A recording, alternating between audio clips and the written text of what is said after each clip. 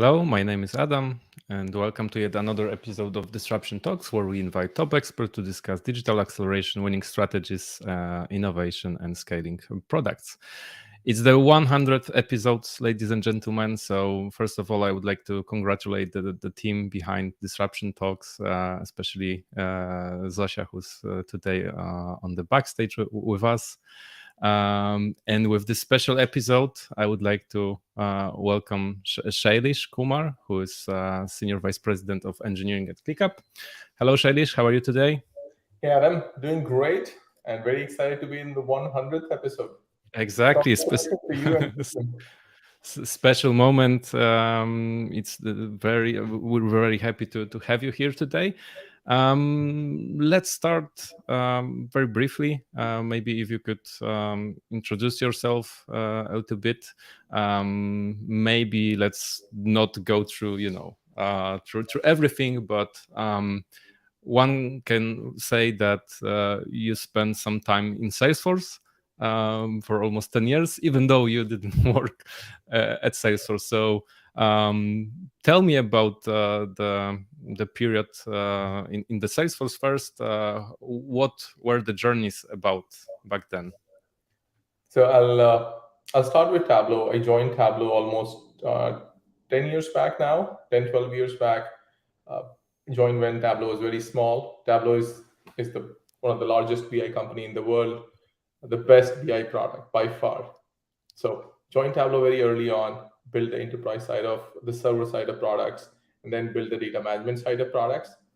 Uh, Tableau went IPO, we did really well. And then I moved from Tableau to MuleSoft, where I ran engineering teams at MuleSoft.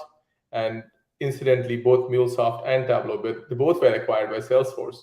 I never worked for Salesforce core, but through acquisitions, I can say that I've worked for 10 years for Salesforce. Great company, has Salesforce is clearly redefined SaaS, so an industry and a category by itself. And after running engineering for MuleSoft, I joined ClickUp. I'm a head of technology at ClickUp. I run engineering, infrastructure, and security.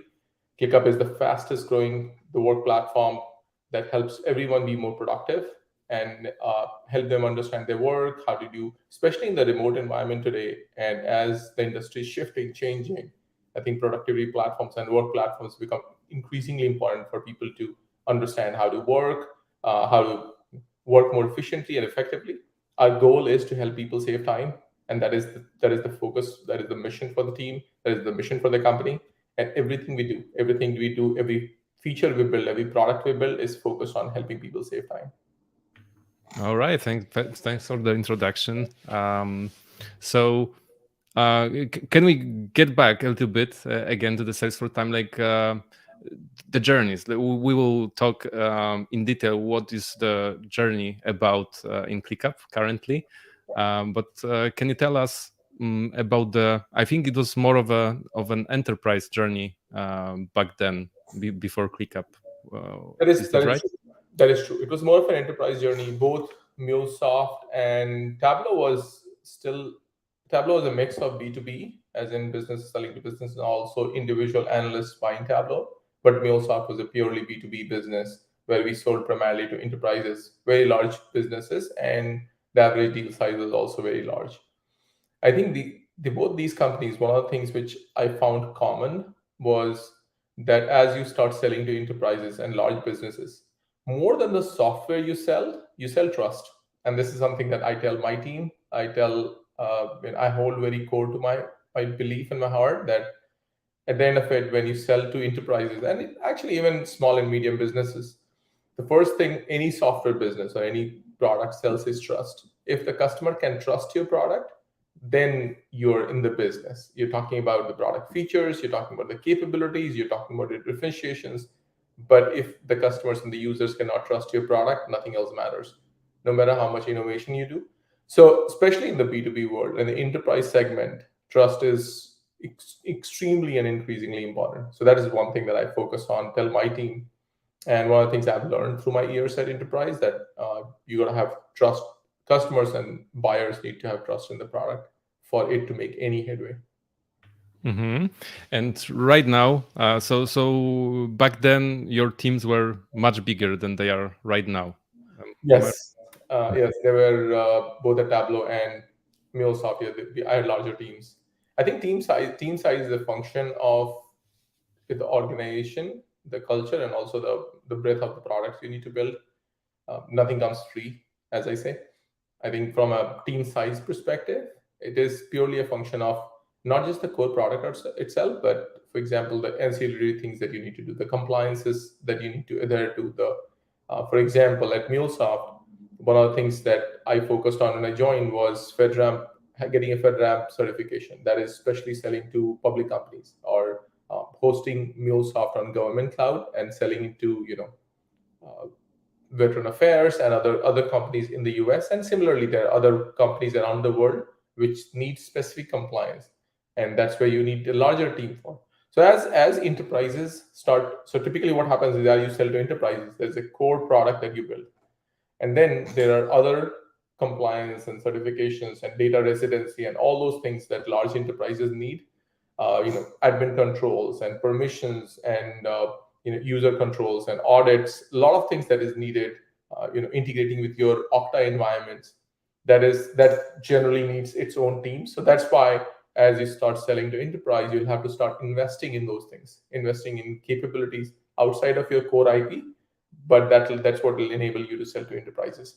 So that's where many of the larger companies have larger teams, because they do have to invest and fund these teams for those capabilities. Yeah, and you have to do that in order to have trust, right? Yes, Because it's really easy to lose it. yes, and especially as you scale. So there are two things that happens when you go from core IP to selling to larger deals. One is these ancillary things that you'll have to build. The second is also scale. It is not linear. It's actually exponential to go from 100,000 users to a million users to 10 million users to 100 million users. It's not actually any linear curve. It's an exponential curve. So as you scale to hundreds of millions of users or tens of millions of users, you have to invest significantly in your operations and architecture, and in order to scale the product, and that requires its own investment. So scale brings its own challenges. Absolutely. And speaking of scale, so you moved from this big enterprise to a smaller team. That there were around 40 of you when you joined ClickUp. Yes. So much different scale. And do you remember? Did you start with trust, or were there some other priorities in the company back then? I think I started with trust, but it was a different kind of trust. I started building trust with the team first. Okay. When any leader joins, there is always a healthy level of skepticism from the organization itself. So the first order of business was to understand the team I had, and understand having me trust them and them trust me. So that was a different level of trust, I would say. But when you have a smaller team, one of the big things every leader needs to focus on is that they need to operate at a 5,000-foot level, where you're able to talk to customers and able to sell a vision, and able to sell to candidates whom you want to join your team, but also be able to operate at a 5-foot level, where you can look at the code, you can look at the architecture, you can understand what's happening. You can sit in incident calls, or you can sit on operation meetings and drive the operational meetings in terms of what's going on, how are the infrastructure doing, what are the code reviews happening, where is your architecture and your product failing. So especially any leader who, for a lot of people who are joining startups, as they begin to scale, they have to feel comfortable operating at a 5,000-foot view as well as 5-foot view. And coming from larger organizations, sometimes it is difficult to navigate and operate at both levels. And it's just a matter of time. Given that you've not operated at a 5-foot level for a long time, it becomes uncomfortable. Was there anything in particular that you have had to unlearn, from your previous experiences? A lot of things. A lot of things. I think the biggest thing was that when you have a larger team, you can delegate a lot more. You can lean on. There's a department for this, department for that, Yes. for instance. Yeah. And you can lean on a lot more people. You have there are paved roads, so as to say. Like, you have operations, you have a lot of functions there which you can lean on to do things. Whereas in a smaller company, in a smaller team size, You roll up your sleeves and do them yourself. On the other hand, there are some pros as well, like probably communication. Like, what would you say? Like, it's easier in a smaller team. Like, what was the nice surprise, or nice day-to-day activity that actually felt better than in a bigger organization? I think communication was definitely the first one, because in a larger organization, you have to have a plan for communication, and you have to have a plan for rollout. That, okay, whom are you going to talk to? How are you going to manage change? Change management itself is much larger or much complex in a larger organization, because any change you want to make, you have to think through the change management process. How are people going to take it? How is this going to be implemented? Is everyone enabled enough? Is everyone bought in the change? Because change management, one of the most important aspects of change management is you need to make sure that everyone in the organization is bought into the change.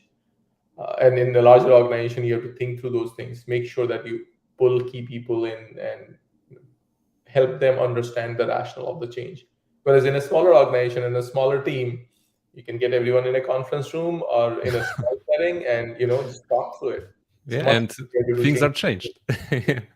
So definitely, it was very quick, and a lot of, especially as I joined ClickUp, there were a lot of change management that I wanted the teams to go through, and it was much easier with a smaller team. Whereas inheriting a larger team becomes very difficult. So if I have to choose between take a small team and build it large versus inheriting a larger team, I will take the former any day. Take a small, much easier to do change management, and then you build from there, versus taking a larger team where he'll have to come build trust and do the change management. It will take a significantly long time. Yeah, it's funny because like in theory you have all those processes and so on built in all those departments. Everything should be easier because you have people designated to do some particular activities, and suddenly it's easier to just tell that to a smaller team and get the job done very quickly without wondering whether should I do it or should someone else do it. Yeah, so. Right now, did you pass already a Dunbar number, so 150 in the organization? Or Yes, we are around 200 people now in the organization, oh, awesome! Congrats. That's and that's very part of it is in a good portion of our engineering team is in Poland. So it has been a key aspect of our expansion. awesome. So can you give us a little bit of insights how the team is structured? Your engineering team, how is it structured together with product? Because you can't just scream and introduce changes anymore, as you are 200 No, right now. Probably you need to make some decisions along the way. There are many priorities and so on. So let's talk a little bit about how you are structured.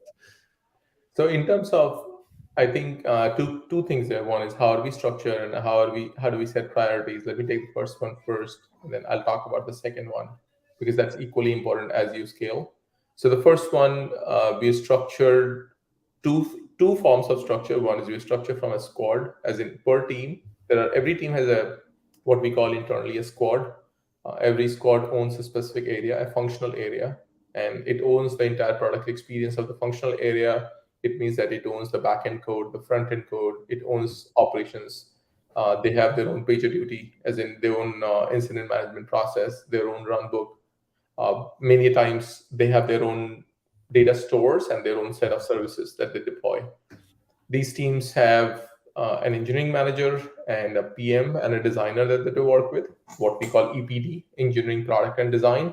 We have engineering, product, and design work very closely with each other, because that's where the magic happens. So every team has a designer, a product manager, and of course an EM with approximately, I would say, give or take 5 to 6 developers.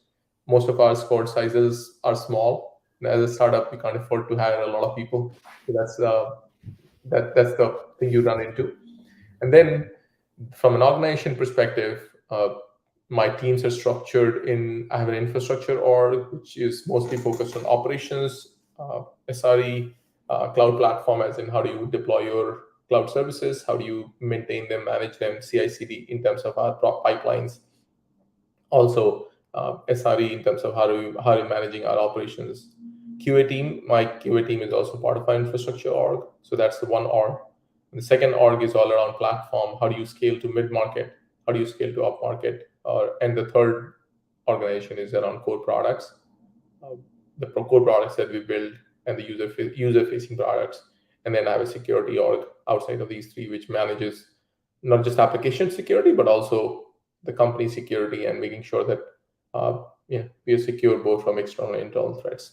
So that's how the organization is structured, and each organization have squads that own functional areas. So that's generally how we have scaled. Having a structure in place helps us scale because then you can hire more people. There are defined areas of ownership. There are defined areas of expertise. Every team is specific in its own way. There are teams around search, we need to worry about search ranking. There are teams around views, which needs to understand a lot of our UI and front-end technology. So that's where squads build their own ownership and also their own expertise in their specific domains. So the squad model and the overall structure helps us not only scale, but also gain specific expertise in those specific areas of the product. For example, we have a docs team that understand how do you do collaborative editing. So if we both are working on a single document, how do we collaborate with each other on a single document? Uh, looks easy, but the underlying technology is fairly complex. And how do both of us collaborate on a single document? So Yeah. we have teams around it that specializes in that and make sure that they understand that product very well. And there's one interesting thing that caught my attention. I actually heard that in some other interview you did in the past, is that you needed to move fast as a product. You need to bring new features on board, but you also had to keep this trust for the company. I mean, to make sure that it's reliable and so on. So you made the decision that there will be a team, and you mentioned it's called platform team or something like that, and their duty is to specifically make sure that you have the right tools and you can scale properly while other team build features. Is that right? So part of the platform team is definitely focused on that. So part of the platform team is what they are working on is making reusable components, reusable services and infrastructure so that people can build on top of it very quickly. So for example, in a few months back, we started investing in our AI initiative, and in order to do that, we've already built a lot of roads paved. We had roads paved where you can build a service very quickly. You can build up our infrastructure very quickly. So it was very quick for them to build a new capability, a new feature, because the platform teams had invested in building and modularizing how you build services, how do you deploy services, how do you deploy our front-end technologies, and how do you operate them. So that's where you have to invest in these things in order to go fast. And when early on, what we were working on is we could not slow down feature development, as well as we had to invest in things that will help us scale better. So that's where I invested in the platform teams, where one of the core focus was let's make sure that we have our data platform where the data is isolated.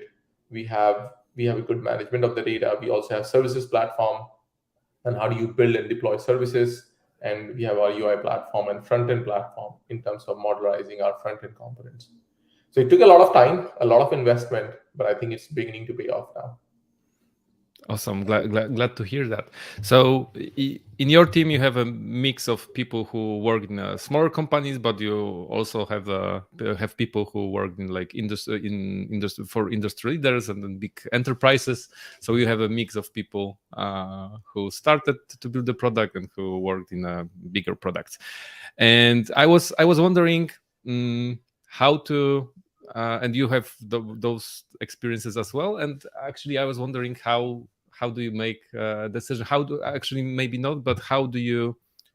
So everyone has their own idea how to approach things, and not all of them are going to be suitable for a given task. And depending on the experience you have, you will probably make some decision. And I wanted to ask you, how do you decide which path to take? Like, do you experiment a lot, or do you try to make some educated guesses? It's a difficult one. So I know, but basically, you have a bunch of clever people in your team. We have very smart people who have Yeah. done 0 to 1 products, as in build products from scratch. And then we have people who have run very large teams and scaled and run very large scaled products. And at this point in the journey of our ClickUp, we need to listen to both and make sure that we are not making mistakes that makes us difficult to scale to next hundreds of millions of users, but while keeping the ethos of how do you move fast and build 0 to 1 products.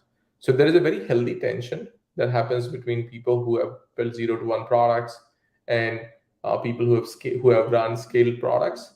There's a healthy tension, and I think that the answer is somewhere in the middle. Sometimes it depends on the product. Sometimes where if we are working on a feature that needs to be shipped very quickly and we are experimenting with that feature of the market, then the decision a lot leans on listening to the people who have done 0 to 1. Whereas there are capabilities that are more matured in the market today, and then we've been building it for a long time. And there's a set of expectations from our millions of users. We lean more on listening to the people who have ran large teams before, large products before. So that's where there is a definitely healthy tension, and the answer is not clear many times. Uh, and we try to take educated guess. We don't do a lot of experimentation, but we definitely do a lot of user research, understand what needs to be done, and then roll the dice and go from there. Many a times we've gone wrong, and I think my organization is a very humble organization. As in, hey, if we get it wrong, we get it wrong. We learn from it and move to the next one. So we definitely learn from it, but we don't brood on it. I think making mistakes is part of the process. Mm-hmm. Awesome. Do you have some rituals around it? Maybe you have some kind of RFCs or some other type of how people can influence products, and I mean, some particular areas in the product, or maybe the technical way they are going to solve it. Is it a solely this is a solely given team's responsibility, or you have something else in place? So on both sides, we have some processes, not a lot, some processes that helps everyone contribute to it. So from a product perspective, we have a product roadmap that we set. The roadmap is a lot more defined for the next 3 months and a lot less defined for the 3 months after that and the 3 months after that. Because there's something that I believe in, from a cone of certainty. There is something called a cone of certainty. In that says that you can only predict for next 3 months very well, and beyond that is there are a lot more nuances to it. And given that if you look at market today, the broader industry, it's changing faster than it has ever changed before. Like look at ChatGPT got 1 million users in what, like 4 days? I think last I heard like 4 or 5 days, whereas it took many companies many months and sometimes many years to get 1 million users. So the market is changing very rapidly. We need to be very agile. So we are very sure on what we will build for next 3 months, and beyond that, we have a roadmap, but that changes based on the feedback that we hear from our customers and our users. And that's where we have a lot more flexibility in terms of hearing to not only our external customers but also internal users, because internally ClickUp runs on ClickUp. So we use ClickUp for everything. We use ClickUp for our tasks, for our candidate tracking, like almost everything runs on ClickUp. So we get a lot of feedback from internal users on things they want us to work on. So that influences our product roadmap. So that's how, from a product perspective, we listen to our users internally and externally. From a technical roadmap, we have very smart engineers and a lot of tough problems. One thing we encourage is that we encourage people to just pick problems and go and solve it. So that one we don't have as much defined process, because we want people to take ownership of technical problems and just solve it. We have an architectural body, so a set of very senior architects and principal engineers, which form an architectural body. And if you're proposing an architectural change, you have to run it by these folks, and they help you see the corners. They help you understand that maybe have you thought about. They ask good questions and help you get to a better solution, and then you go from there. We have some design review process where you have to get of course, your document design, the design docs reviewed, and then of course the code review process, and then you check in.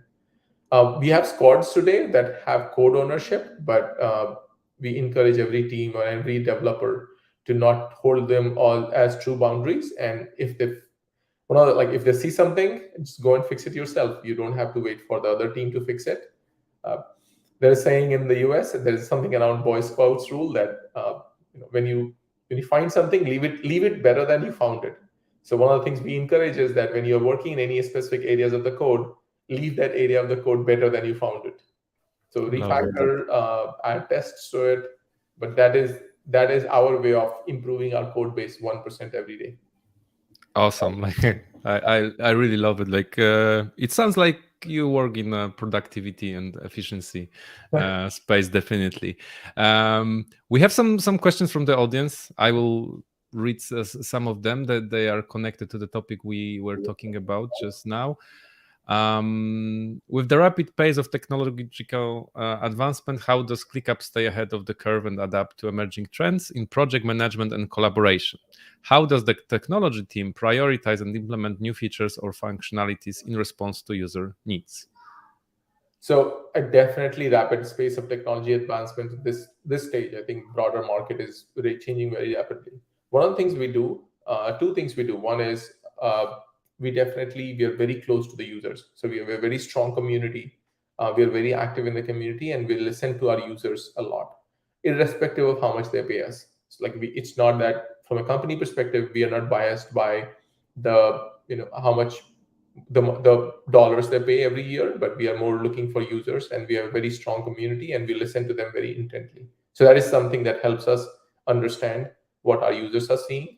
The other part is also we follow not only just the trends of the market, but we're also looking at our competitors. Where is everyone headed?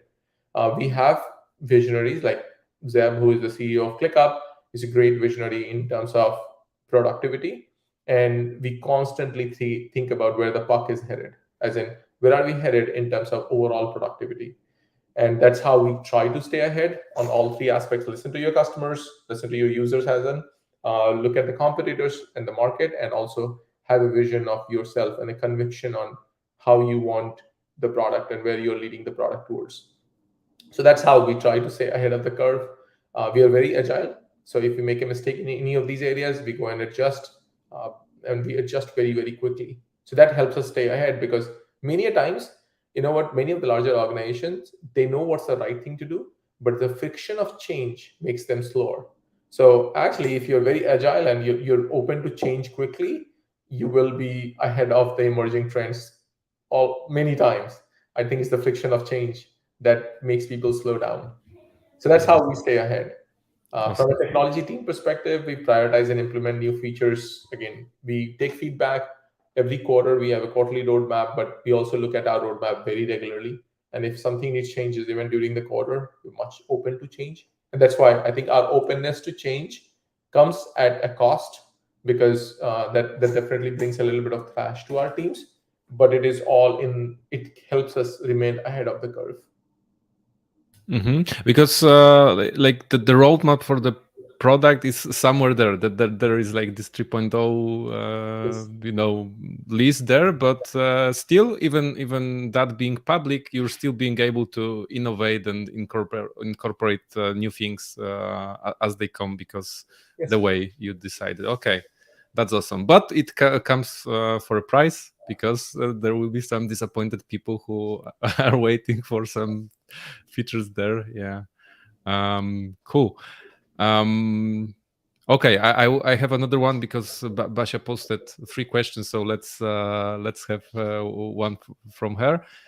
So Basia asked, how does ClickUp handle user feedback and incorporate it into the product development process? What mechanisms are in place to gather and prioritize feature requests from the users? I think the way we handle user feedback is two ways. One is community led, and that's what you heard. I think we pay very close attention to our community, all the way from reading Reddit posts to Facebook posts to our Twitter posts, and all the emails and canny posts that we get. We pretty much read all of them. I can guarantee you that anything anyone is posting in any of these threads, we read all of them, have a very healthy discussion and debate internally about all of them. You might not see our responses publicly, but we have a very healthy debate on every post that happens on any of these channels.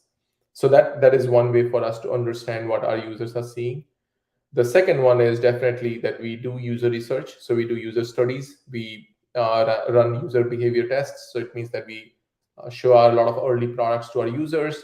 We see and we observe them on how they're using the product. We do send surveys. So there's a second aspect of active user research where we actively seek feedback by asking people to do some specific either surveys or play around with a beta or alpha version of the product. So those are the two main ways we get user feedback and incorporate it into the development process. The incorporation is primarily that we are very agile. If we see, I think we are driven from user feedback. So if you see something that our users are struggling with, the feedback always trumps our own belief. Like if we get a specific user feedback, it almost always trumps what we believe in, and we change what we are doing. I've seen that happen multiple times at ClickUp. So, and that's something that I'm very proud of. That's how we also gather and prioritize feature requests. Canny is one of our biggest source of Canny, and directly listening to our customers either through our CSMs or through our sales AEs, people who go and sellers. That's our main mechanisms for gathering and prioritizing feature requests. Most of our roadmap, I would say 80% of the roadmap is currently primarily driven through user feedback, either through community or sales. 20% is our own belief. Like 20% is more innovation that, okay, you know what, we believe that in next 3 to 5 years, this is where the puck is headed. So 20% investment goes in there, but 80% of the investment still goes into addressing directly what users are telling us. Awesome. Thank you for this answer. Thank you, Basia, for the question. All right. So let's talk about productivity maybe and the hot AI topic. Can you tell me how did you leverage AI so far in your day-to-day job? Maybe you and your team. Do you use some specific tools for that? So I think we're using two main things. One is of course ChatGPT. ChatGPT has made definitely our content. I mean, a lot of content that gets written across the industry. This is not just ClickUp. I talk to a lot of CTOs around me, and across the industry, I think ChatGPT is definitely helping people write better content, and just making the job easier, faster. You can write more content. You can review more content. Even the first review of the content that goes out is of a higher quality because of ChatGPT. So that's one thing that is happening on a day-to-day experience perspective. The second one is that we use Copilot. There's from GitHub. I talked to Thomas, who is the GitHub CEO, a few weeks back, and he was very excited about what he's seeing from Copilot based on talking to every customer. And I can validate that. I think Copilot is helping us is helping developers be more happy. I would say. So it is increasing our productivity, but more so it's increasing our happiness, the developer happiness, and that's much more important to me than productivity. So a lot of developers are seeing a lot of nifty things they can do in Copilot. So we rolled out Copilot to the entire development org. People are able to generate documentation. A lot of it has amazing autocompletes depending on the function you're writing.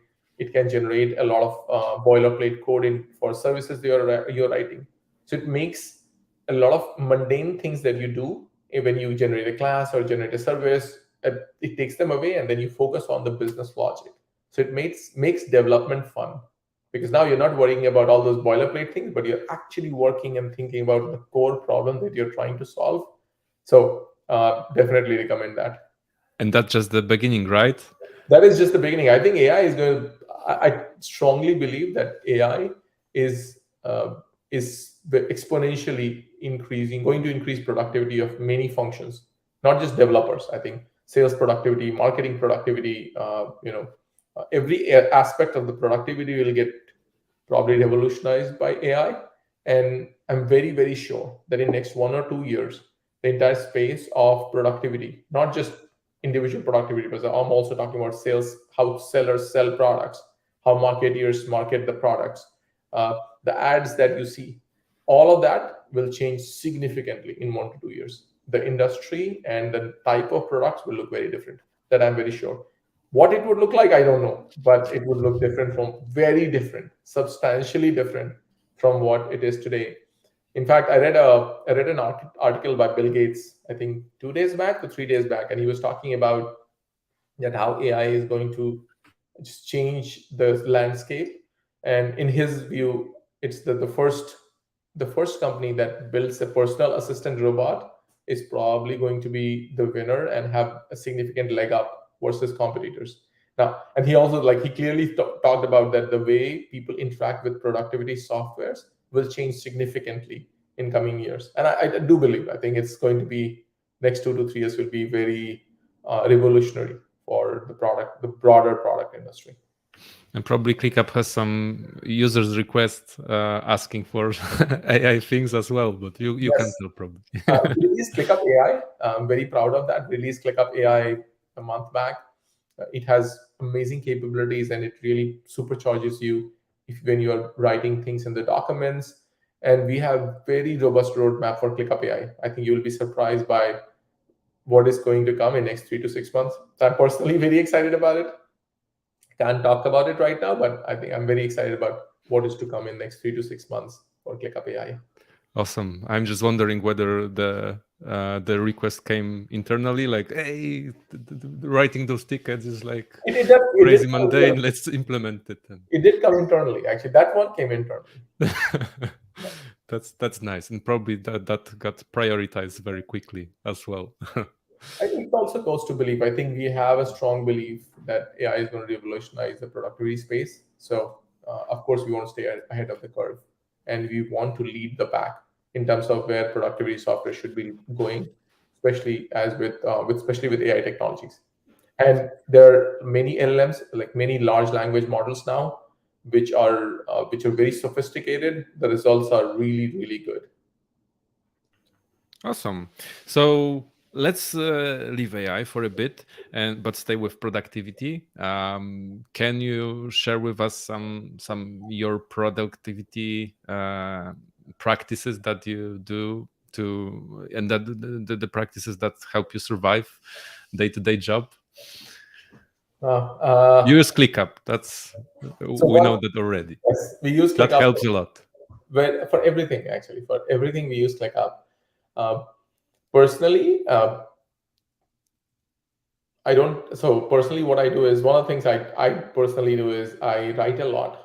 So it means that I don't.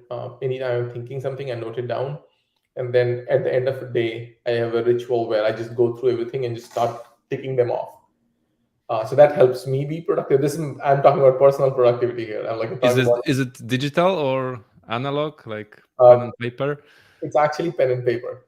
Okay, so you can't chat GPT that immediately. Yeah, I can't chat GPT that, but again, everyone has their own rituals. I think having an aspect of just writing down helps me, but I've seen other people do different things. And I also set weekly goals. So when I start my Monday, I set weekly goals of, hey, this week, what am I going to get done at a high level themes? And I make sure that I'm striking them off as the week goes by. So that way, it also gives me a sense of accomplishment on Friday. All right, I got some things done. So both, one, a sense of accomplishment. Second, as I find things, I write them down and I strike them off when they're done. That helps me be productive. It does not let me leave things lurking on for a long time. But again, this is me personally speaking. I think everyone has to find their own ways of how to be productive. I think just pushing things off is probably the least productive one. So that's the one I've seen a lot of people get wrong. Is if you find something, do it right away. It helps. Awesome. So, but first of all, like 90% is ClickUp. So just get into ClickUp ClickUp helps me manage my work very, very well because tell us, like, how do you use ClickUp in your everyday work? So, for example, in ClickUp, we have a space for every organization, every department. Our entire roadmap is there. Everyone works off ClickUp. So when anyone goes into sprint planning meeting, they run their sprints from ClickUp. All their tasks are in there. So they write the task. It is connected with GitHub. So when you're working on your tasks, you go and write code. It's connected to Git. You make a check-in. You come back to the task and you close it. So that way, when anyone has any communication or question, they can go to the task, ask a question there. So all your communication and all your collaboration and all your work is in a single task. And then you can see the task in a list view, which is around an epic. So we are talking about, let's say, a specific feature or a specific project. You can look at all the tasks, look at the level of completion there, how many tasks are completed, how far are we. So that way it reduces a lot of anxiety as a leader that I have, that, hey, how is that going on? I can go to a ClickUp instance and clearly see that, okay, it's 30% in, 40% in. Or if there are specific tasks that I'm concerned about, I can look at the details of the tasks. I can ask questions there and communicate. So it helps a lot in managing the projects well and making sure that we are all working on the same thing. Because what happens is, many times, if there is a specific task, everyone has different interpretation of the task. And if it's all on different platform, you might end up building a very wrong product. So having ClickUp helps all of us keep all the communication at one place, so that we are all aligned on what we're trying to build and what eventually gets built. So that helps a lot. Yeah, and I just figured that you are just probably few lines of code to remove friction in your own job, like when you eat your own dog food. Yes. Because that's basically what you do. That's not bad. Not I bad. think I strongly recommend that every company, every startup, has to use their product for everything, because unless you start using it, you won't know the friction your users are feeling. So highly, highly recommended. Nice. I like that a lot. Okay, so switching gears to maybe a little bit more technical things. I have this question about, can you shed some light on the performance optimization strategies that you do in ClickUp that help you to deliver this seamless user experience, and especially with maybe more complex projects or areas? Like, what's there? So there are two types of performance optimizations we typically do. The one is where there are large areas of code that needs changing. So for example, as we look at our data platform, and this is one we are doing, that we looked at our infrastructure, and we saw that our entire data of all of our customer database is in a single database, and that was not scaling for us. So we took a massive project around sharding. It's a very popular technology thing that you do, where you shard your data. So you take your data, if it's in a big database, you split the data into smaller segments or smaller databases. There are projects like those which are very large investments, because there are big bottlenecks to performance. So there are projects like that we have taken on. That is just one of them, and there are a few other projects that we have taken on. So that's one area of performance that we look at. That, okay, what are the large things that will unlock and unblock our performance across the product? Similarly, on the UI, on the client layer, we're looking at how do we do state management, how do we do caching on the client layer. So there are large projects like that we take on, and we take few quarters and make sure that it's done right and it's done all the way. So that's one type of work we do. The second type is all the paper cuts that we also look at. Many times I've seen in many organizations, they focus on this one, the large affairs, and forget about the paper cuts. So we also have a team which constantly looks at these small paper cuts in terms of a lot of perceived performance, not actual performance, but as a user, what do you feel when you interact with ClickUp? So perceived performance is something that we focus on significantly, and those are all the paper cuts. So for example, let's say you are typing something, and as you press enter, or as you click save, does it show? Do you give an instant response on the client or not? That if you get an instant response, even if it's not saved in the backend, it actually makes you feel that the product is very performant. So there are things like that we do, which are small things, but it makes the user's experience very performant and very enjoyable. So those are the two buckets of performance work that we generally do. Big and small. Big and small, like we call it, pebbles and rocks, or like rocks and sand, depends on which you take. But you fill a jar with rocks, so those are your big things, and then you fill them with sand, and those are all your small things that you work on. That's generally the philosophy. Okay, so because there is this term like death by the 10,000 paper cuts, right? So do you have did I understand it correct? Like there is a dedicated team which takes tasks that mark with, I don't know, paper cut, or try to search for some improvements from the UX perspective, or how does it work? Like is everyone motivated to do stuff like that, or is it rather in some specifics? Uh, From Both actually. We have a UX both. team that Okay. is a very small UX team that does a lot of paper cuts, but every team has incentives to do what they call small wins. Okay, so the small wins are these paper cuts. Every team does small wins because, think from a motivation perspective also. If you're working on a large thing for many weeks, you want constant validation of your work. So every team also has, along with their large investments, they have a bucket of small wins, and it's run Kanban style, as in, the team keeps pulling it from that small wins list. So that's how every team has a both big rocks and, small pebbles. I was afraid that you are going to tell me that you pay $10 for each paper cut that they saw, but actually, Well, that's not a bad idea. uh, yeah, probably the inflation would kick in very soon, and okay, like staying with the technical things, can you tell us about some, I don't know, stack choices that you made and they work well for specific ClickUp needs?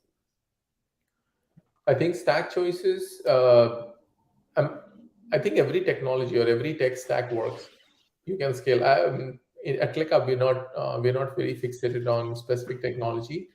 I think it's all about how you use the technology. Our stack is, we have a node on the back end, Node.js. We use on the back end, and our front end is in Angular. We've been able to scale Angular 2, and we've been able to scale it. We've been able to make it work.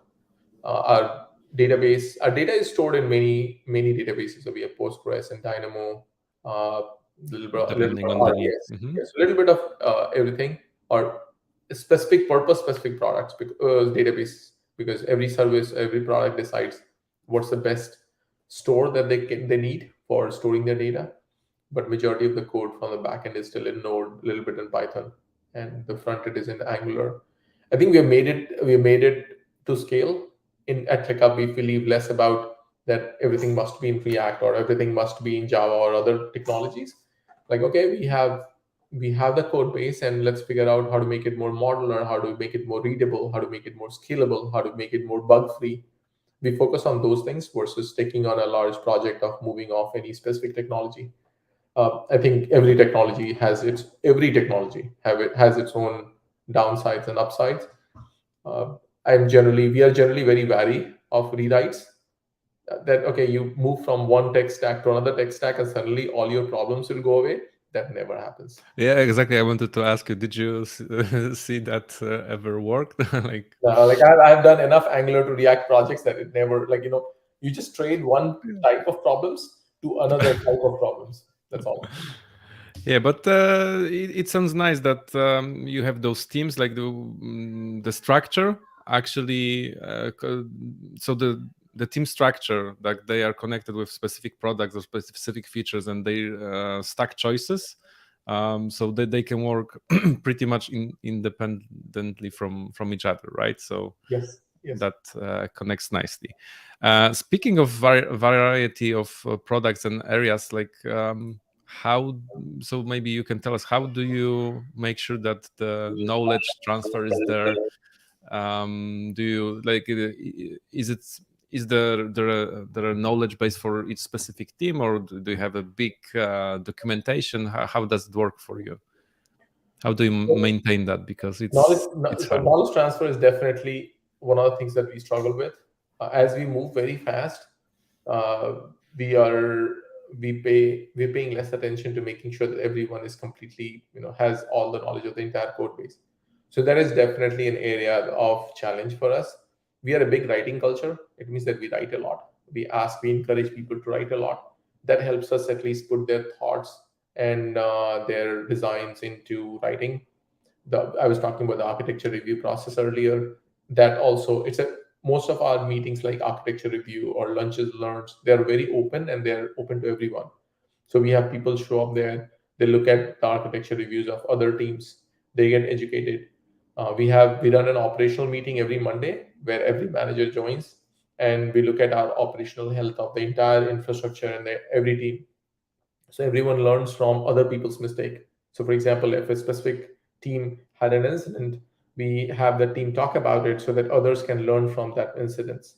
So there is some cross collaboration happens, but in a very fast moving product and in a very fast moving company, the knowledge transfer and the concentration of technical knowledge and technical expertise continues to be a challenge. Do you do anything specific to help people actually to being able to catch up with all those retrospectives, all those insights? Because like you mentioned, there is a lot of things going on. You're like 200 people right now, lots of things to follow. You're not small anymore. So is there anything that from your experience that really helps people with that? I think we have done something what we call lunch and learn, Mm-hmm. where we have different people come and talk about the technology or their teams. That helps a lot. I think that has helped distribute the knowledge. The second thing is we encourage people to go and work on other teams. Like, we have a very open culture that if you want to work in a specific area of the product, just go and do it. That also helps. But these are the two main things I've seen help a lot. We've tried many things, but I think these two have stuck around and helped. But this is a constant thing that every quarter we think about how do we disseminate the knowledge amongst more people, because we are also hiring. So we have newer people who don't have the context of the code base. So context is something that we struggle with constantly, because the longer you are here, the more context you gain. And we have active training programs also. We do very good job with onboarding. We spend like first month, we spend to make sure that you get onboarded with our code base, in our backend or front end code base, infrastructure, operations. So we spend our time in it, but I can tell you that this is a constant area of challenge for us. Yeah, like it's a complex environment. I mean, a lot of different areas, like not an easy job. Is there, because we are coming, we are wrapping up very closely, because 1 hour is coming really fast. Is there any trend that you see right now, expect from AI, that you think will drive other productivity tools forward? Is there anything specific? Like, do you see some kind of a movement? I don't know, personalization maybe, or I think I'm seeing more consolidation. consolidation. Mm-hmm. And that's where probably, I mean, I'm from ClickUp, so I believe in You might, this consolidation. So you that's might why be biased here. I might be biased here, but I clearly see consolidation. When we talk to customers, we're clearly seeing people. See, there was a segment of, if you see the market, in broader industry trend, there was like early 2000s when you had Microsoft and Oracle. There were a few companies. Majority of the software you bought were from these like set of 10 companies. Like 80-90% of the software were bought from these set of 10 companies. Then the industry started getting fragmented. And then suddenly, in probably, I would say probably around 2020 or between 2015 to 2020, people have like hundreds of softwares that they would use. So you have a different software for note taking, different software for your Word and Sheets and calendar and your CRM and your HR management and your candidate tracking system, different software. Now it's going back to consolidation, because everyone like loved that depth, because if you have individual products, you can go very, very deep. So everyone loved the depth, that, oh, I want the best in class of this software. But they're also seeing the downsides of it, the proliferation of the software.